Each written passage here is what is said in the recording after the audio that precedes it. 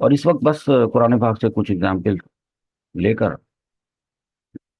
اچھا وہی والی اگزامپل بھی لے کر آؤں گا میں جو پہلے پڑھا چکا ہوں، مفعول مطلق پہ پورا ایک سبق ہے، وہ اگر آپ دیکھنا چاہیں تو دیکھ سکتے ہیں۔ قرآن پاک میں اللہ رب العزت نے ارشاد فرمایا ہے،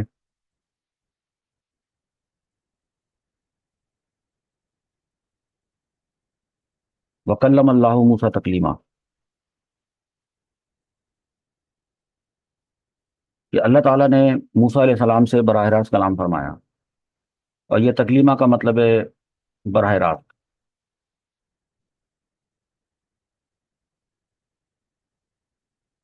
پہلے میں اپنے لائیو اسٹوڈنٹ سے ایک سوال پوچھ لوں، تو آپ مجھے یہ بتائیے، دراصل یہ مفعول مطلق ہوتا کیا ہے؟ جیسے اس والے وَكَلَّمَ اللَّهُ مُوسَىٰ تَكْلِيمًا میں یہ تکلیمن یہ مفعول مطلق ہے، تو بتائیے کہ مفعول مطلق ہوتا کیا ہے؟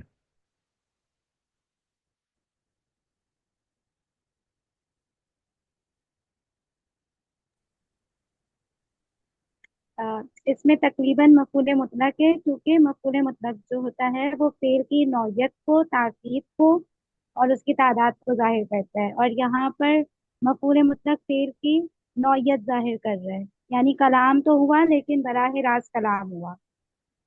یعنی کلام تو ہوا، وہ کلام اس کی کیفیت یہ تھی کہ وہ براہ راست ہوا تھا۔ کہ وہ تو آپ لوگوں کو میں نے بتایا تھا کہ اس کو حال سے بالکل کنفیوز مت کیجیے گا، جب حال پڑھتے تھے وہ بھی منسوب ہوتا تھا، آگے آگے آئے گا وہ سبق، وہ فائل کی حالت بتاتا تھا یا وہ مفعول بہ کی حالت بتاتا تھا۔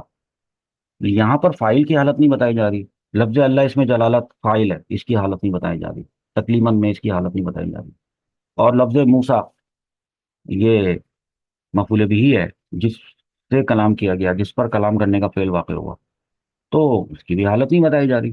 تکلیمن سے تو مراد یہ ہے، اچھا آپ نے یہ نہیں بتایا کہ وہ اپنے فعل کا ہم معنی مصدر ہوتا ہے؟ میں نے بتایا تھا کہ دیکھیں کلمہ کے حروف اصلیہ کیا ہیں؟ کاف لام میم۔ کاف لام میم۔ اور تکلیمہ کے حروف اصلیہ کیا ہیں؟ کاف لام میم۔ کاف لام میم۔ کلمہ یکلمو تکمیلاً۔ تکلیمن، تو یہ تکلیمن مصدر ہے کہ نہیں ہے نا بھائی؟ جی۔ اس طرح سے ہم اس کو یہ پہچانتے ہیں۔ اس مثال کو بھی لکھیں، بہرحال مفعول مطلق تو آپ کو پہلے سے پتا تھا، ہمارا مقصد اس وقت مثالیں ڈھونڈنا ہے۔ براہ راست اللہ تعالیٰ نے کلام فرمایا، ڈائریکٹ بھی کلام فرمایا، انڈائریکٹ بھی کلام فرمایا۔ اللہ تعالیٰ نے اپنے رسولوں سے، اپنے انبیاء سے ڈائریکٹ بھی کلام فرمایا اور انڈائریکٹ بھی۔ تو کلام کرنے کے فعل کی کیفیت ہے یہ، فاعل یا مفعول بھی کی نہیں ہے، فعل کی کیفیت ہے کہ وہ فعل کی، بعض مرتبہ آپ نے بتایا نا جیسے تعداد بتاتا ہے، تو اگر کوئی کہے کہ تکلیمن یہ مفعول مطلق ہے اور تعداد بتانے کے لیے آیا ہے، اگر غلطی سے وہ یہ سمجھ جائے، تو اس کا مطلب ترجمہ ہوگا کہ اللہ تعالیٰ نے موسیٰ علیہ السلام سے ایک مرتبہ کلام فرمایا، تو ترکیب تو درست ہو جائے گی، لیکن ترجمہ، وہ ترجمہ بھی درست ہو جائے گا، لیکن حقیقت حال کے خلاف ہو جائے گا۔ حقیقت حال یہ ہے کہ اللہ تعالیٰ نے ایک مرتبہ نہیں، اللہ تعالیٰ نے نہ جانے کتنی مرتبہ حضرت موسیٰ علیہ السلام سے کلام فرمایا تھا۔ تو کہا جائے گا کہ یہاں پر تکلیماً مفعول مطلق آیا تو ہے، بے شک تعداد بتانے کے لیے نہیں آیا ہے، تاکید کے لیے بھی نہیں آیا ہے، تو پھر یہ نوعیت بتانے کے لیے آیا ہے، ڈائریکٹ ڈائریکٹ کلام فرمایا۔ اس کو لکھنا چاہیے، تو آپ بھی اسی طرح سے لکھیے گا جیسے میں ابھی آپ کے سامنے یہاں لکھ رہا ہوں۔ آپ یہاں مثال اس طرح، آپ چاہے ہیڈنگ ڈال دیں کہ مثال نمبر 1، مثال نمبر 2، مثال نمبر 3، اور آپ چاہیں تو یہاں پہ ادھر بریکٹ کے اندر اس کا ریفرنس بھی لکھیں کہ یہ کون سی صورت ہے اور اس کی آیت نمبر کیا ہے۔ اس طرح کام کریں، آپ کو پتہ چل جائے گا۔ سورۃ النساء ہے، سورۃ النساء کی آیت نمبر 164 ہے۔ میری اس ویب سائٹ میں، قرآن کی اس ویب سائٹ میں پورا قرآن ایک ہی پیج پر ہے، جب میں سرچ کر کے آپ کو دکھا رہا ہوتا ہوں، تو مجھے یہ مسئلہ نہیں ہوتا کہ میں کسی ایک پرٹیکولر صورت میں ڈھونڈوں، تکلیماً وہاں نہ ملے، پھر میں سورۃ البقرہ سے شروع کروں تو وہاں نہ ملے، پھر میں آگے آل عمران پہ جاؤں، ہوتے ہوتے سورۃ النساء پہ جا کے مجھے ملے۔ تو یہ الحمدللہ یہ جو اس وقت آپ کے سامنے اسکرین پہ قرآن نظر آ رہا ہے، یہ پورا قرآن سورۃ الفاتحہ سے لے کے سورۃ الناس تک ایک ہی پیج پر ہے۔ آپ کو سرچ کرنے میں آسانی ہے، ہو جاتی ہے، ٹیچنگ کرنے میں آپ کو آسانی ہو جاتی ہے، اور خود اپنی ریسرچ کرنے میں بھی آپ کو آسانی ہو جاتی ہے۔ البتہ اس میں ترجمہ نہیں ہے۔ ترجمے کے لیے پھر آپ کو ریفرنس تو مل گیا نا، سورۃ النساء آیت نمبر 164، تو آپ وہاں سے کسی دوسری ویب سائٹ سے، ہماری صراط الجنان کی ویب سائٹ سے آپ اس کی موبائل اپلیکیشن سے آپ لے سکتے ہیں، ترجمہ لے سکتے ہیں، ٹھیک ہے۔ ویسے تو ترجمہ آپ لوگوں کو آ رہا ہے کرنا، کلمہ بروزن علامہ باب تفعیل ہے، تو خود بھی کریں، اور چونکہ قرآن کا معاملہ ہے تو مفسرین کرام کے ترجمے پہ ایک نظر ضرور دیکھ لیا کریں، تو پتہ چل جائے گا۔ پھر تکلیماً کا مطلب یہ نہیں آئے گا کہ ایک مرتبہ کلام فرمایا تو پھر پتہ چل جائے گا کہ مفسرین بتائیں گے آپ کو کہ اس آیت کا دراصل مطلب کیا ہے، مفعول مطلق کس چیز پہ دلالت کر رہا ہے، تاکید پہ کر رہا ہے، نوعیت پہ کر رہا ہے، کہ تعداد پہ کر رہا ہے، یہ بات بتانی تھی۔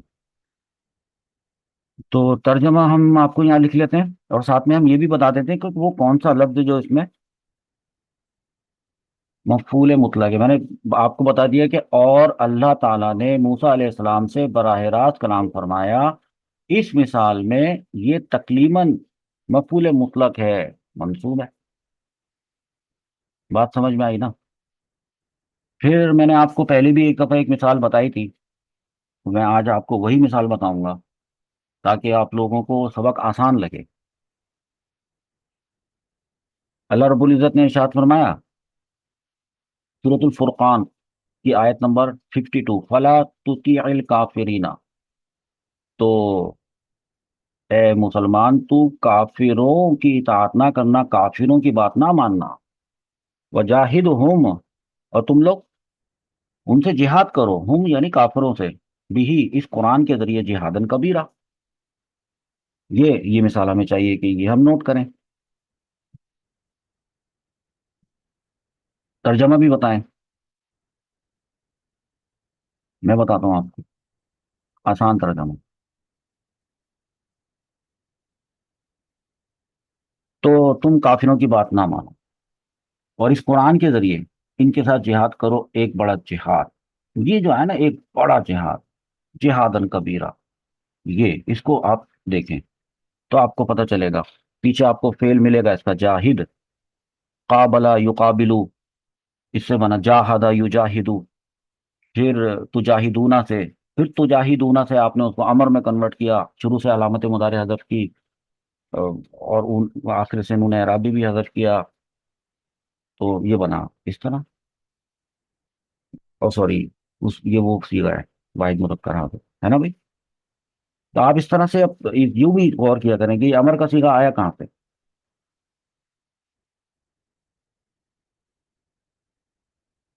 اب یہ بتائیں کہ اس مثال کو آپ نے کیوں پیش کیا، فلا تطیع الکافرین وجاہدہم بھی جہادن کبیرہ کو آپ نے کیوں اس مفعول مطلق کے تحت لے کر آئے ہیں؟ تو ٹھیک ہے، ہم بتا دیتے ہیں کہ اس مثال میں جو یہ لفظ جہادن ہے، جہادن، یہ آیا نا، یہ مفعول مطلق ہے، دیکھیں منصوب ہے نا، مرفوع تو نہیں ہے، یہ ہے بات ساری۔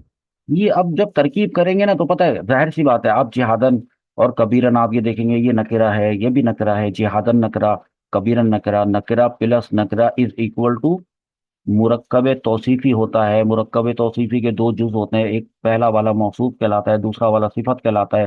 موصوف اپنی صفت کے ساتھ مل کر مرکب توصیفی ہو کر کیا بنے گا؟ مفعول مطلق، مفعول مطلق۔ یہ بات ہوتی ہے۔ تو مطلب جو حکم دیا گیا نا کہ جہاد کرنے کا، تو وہ جو جہاد کرنے کا جو فعل ہوگا، سر انجام دیا جائے گا اللہ کے حکم پر، وہ فعل ایسا ہوگا، یہ تاکید ہے اس کے اندر۔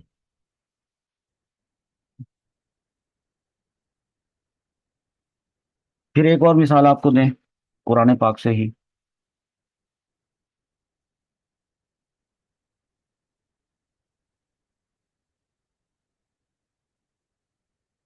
فنظر نظرتن فی النجوم، فنظر، اب یہ نہیں بولیے گا کہ اس کی عرف فصل فانون ذا ہے، ایسے थोड़ी होता है। नून वा और रा, नज़ारा, नज़ारा यंजुरू, सही है, नज़ारा यंजुरू नजरतन, व हुआ नाजिरुन, व नुदिरा, इस तरह समझेंगे ना तो आपको किसी सरफ सगीर सगीर में आपको जो तीसरा लफ्ज मिलेगा, नज़ारा यंजुरू के बाद जो तीसरा लफ्ज मिलेगा वो मसदर होगा, वो होगा नजरतन। आप डिक्शनरी में जाके देखेंगे तो उसको, आपको मसदर वहां पे आपको तलाश करने में आसानी होगी, आप वहां देखेंगे नजरतन लिखा होगा, मसदर है। और मैंने बताया था कि अक्सर ये मफूल मुतलक मसदर होता है अपने माकबल फेल का। माकबल का मतलब होता है पहले आने वाले, तो इस मसदर से नजरतन से पहले आने वाला वो फेल वो नजरा है। नजरा का मतलब है नजर डाली, नजर डाली या देखा। और नजरा के बाद कोई मरफू नहीं है कोई चीज, देख लें। नजरा के बाद नजरतन है, मंसूब है, उसके बाद जार मजरूर आ रहे हैं, मरफू तो कुछ भी नहीं है। मरफू नहीं है तो इसका मतलब है ये ढूंढना पड़ेगा कि नजरा का फाइल कहाँ है, फाइल मरफू होता है। तो इसका मतलब ये हुआ कि जब इबारत में फेल के बाद मरफू इसम नहीं होता तो आप देखें नजरा के अंदर हुआ ज़मीर मुस्ततर इसका फाइल है। उसने देखा, उसने नजर डाली। अब ये देखना होगा कि भाई किसने नजर डाली। ये इतना सा काम नहीं है कि बस यहाँ से एक मिसाल मिल गई है, नजरतन यहाँ पर मफूल मुतलक बन रहा है तो बस काफी है। मकसद कुरान पाक में जाने का, कुरान पाक से मिसाल लेकर आने का ये मकसद होता है कि जब कुरान पाक से ये मिसाल आप ले रहे हैं इस वक्त सामने जो आपकी नजर आ रहा है, थोड़ा सा पीछे चलें, पूरा इसमें थोड़ा ऊपर जाएं, है भाई, तो समझें बात को कि पीछे बात क्या चल रही है और आगे क्या चल रहा है मामला। तो इस तरह आपको कुरान पाक की मालूमात में आपका इजाफा होता चला जाएगा। देखें यहां से देख लें, चलें, इस काला ली अबी ही, जब उसने कहा अपने वालिद से, व कौमी ही, और अपनी कौम से कहा, माजा ताबुदूना, किसकी तुम इबादत करते हो। अब सवाल ही पैदा होता किसने कहा। तो फिर थोड़ा सा और ऊपर जाए तो आप वो इसकी जो इस काला की हुआ जमीर वो किस तरफ राजी हो रही है, तो आप देखें नाम आ रहा है किसी का, व इन्ना मिन शिअतिही इब्राहिम, हजरत इब्राहिम अलैहिस्सलाम का वाक़या आपको फौरन जहन में आ जाएगा और आपको याद आ जाएगा कि उन्होंने अपने वालिद से ये कहा था। अपनी कौम को भी वो उन्होंने मना किया था जब उन्होंने बुतों की पूजा करते हुए देखा था उनको। तो ये तुम किसकी इबादत करते हो। ऐसे आप जब इसको पढ़ेंगे ना, इफ्कल आलिहतन दून अल्लाह तुरिदूना वमा ज़न्नुकुम बिरब्बिल आलमीन। फिर वो, अच्छा, हजरत इब्राहिम अलैहिस्सलाम अल्लाह रब्बुल इज्जत से इतनी मोहब्बत फरमाते थे, ये उस वक्त का वाकया है। तो फिर उन्होंने अपने इर्द गिर्द सूरज चांद सितारों को गौर से देखा कि इस कायनात का खालिक वो कौन है।